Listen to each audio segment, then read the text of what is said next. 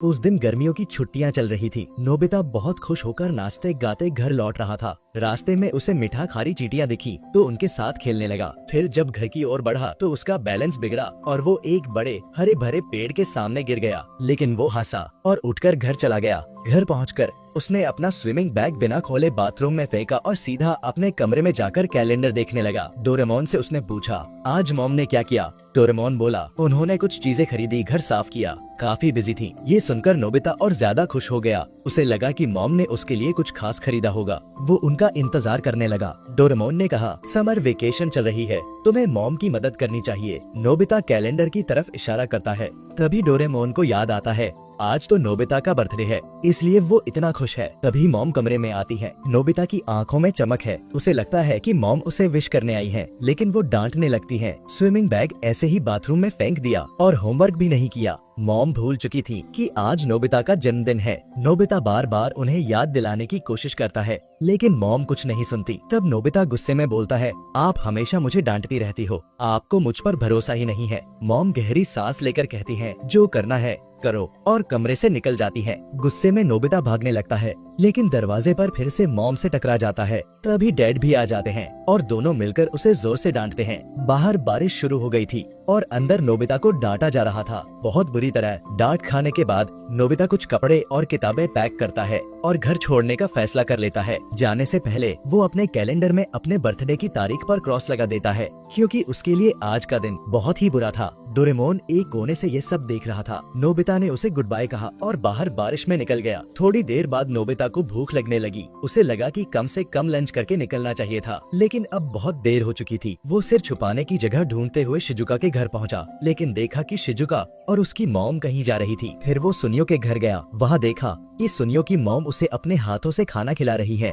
वो जियान के घर भी गया। वहाँ उसकी मॉम उसे प्यार से रेनकोट पहनाकर बाहर भेज रही थी। इन सबको देखकर नोबिता को एहसास होता है कि सबकी मॉम अपने बच्चों से कितना प्यार करती है, और उसके पेरेंट्स को तो उसका जन्मदिन तक याद नहीं रहा। नोबिता को लगने लगा कि इस शहर में ऐसा कोई कोना नहीं है जहाँ वो अपना सिर टिका सके। कुछ पुराने घरों के बीच से गुजरते हुए उसकी नजर एक कटे हुए पेड़ पर पड़ी। वो उसे घूरता रहा और फिर आगे निकल गया। वो एक नदी के किनारे जाकर बैठ गया। तभी डोरेमोन मजाक के मूड में वहाँ आता है और कहता है, चलो घर वापस चलते हैं। नोबिता जवाब देता है, मैं अब कभी वापस नहीं जाऊंगा। वैसे भी उनका बेटा क्यूट नहीं है, शायद उन्हें अब पछतावा हो रहा है। डोरेमोन गुस्से में आकर कहता है, बहुत हुआ, चलो उस दिन चलते हैं जब तुम पैदा हुए थे। अगर उन्हें तुम पसंद नहीं आए तो मैं तुम्हें एक गैजेट दूंगा जिससे तुम उनसे अलग रह सकोगे। नोबिता सिर हिलाता है और दोनों टाइम मशीन में बैठकर अतीत की ओर रवाना हो जाते हैं। नोबिता और डोरेमोन टाइम मशीन से अतीत में पहुंचते हैं। वो कमरा जहां अब नोबिता रहता था, पहले उसके डैड का रूम हुआ करता था।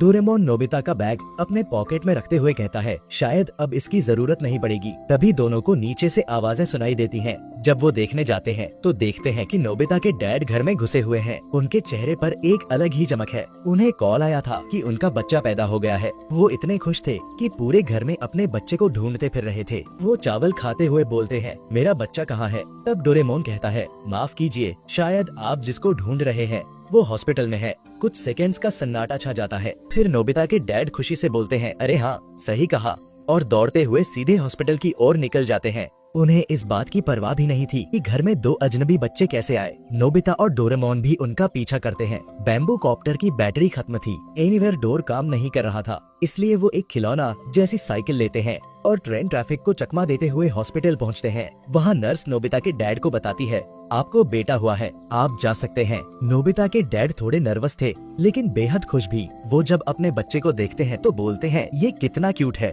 तभी डोरेमोन और नोबिता कमरे में आ जाते हैं और कहते हैं, हमें भी देखना है। नोबिता बच्चा देखकर बोलता है, ये तो बंदर जैसा है। ये सुनकर नोबिता के डैड गुस्से में उन दोनों को कमरे से भगा देते हैं। अब नोबिता और डोरेमोन कमरे के बाहर बैठते हैं और अंदर से अपने पेरेंट्स की बातें सुनते हैं। नोबिता के डैड अपनी माँ यानी नोबिता की दादी के बारे में पूछते हैं। नोबिता की मॉम कहती है, उसे देखकर दादी बहुत खुश हुई थी, उनकी मुस्कान देखने लायक थी, लेकिन अब वो घर जा चुकी हैं। डैड माफी मांगते हैं कि वो हॉस्पिटल देर से पहुंचे। मॉम प्यार से उन्हें माफ कर देती हैं। कुछ देर बाद मॉम पूछती हैं, हम अपने बच्चे का नाम क्या रखें? डैड सोचते हैं और फिर धीरे से कहते हैं, नोबिता। बाहर खड़ा नोबिता सुनता है और कहता है, ये कैसा नाम है, मुझसे पूछकर नाम रखना चाहिए था। वो अंदर जाने लगता है, लेकिन डोरेमोन उसे रोक लेता है, अगर गए तो फिर डांट पड़ेगी। फिर अंदर से वो सुनते हैं कि मॉम को भी नाम पसंद आया। मॉम पूछती है, इसका मतलब क्या है? डैड खिड़की का पर्दा हटाकर विंडो खोलते हैं और कहते हैं, देखो उस पेड़ को। जब भी हम हॉस्पिटल आते हैं इस पेड़ को देखते हैं।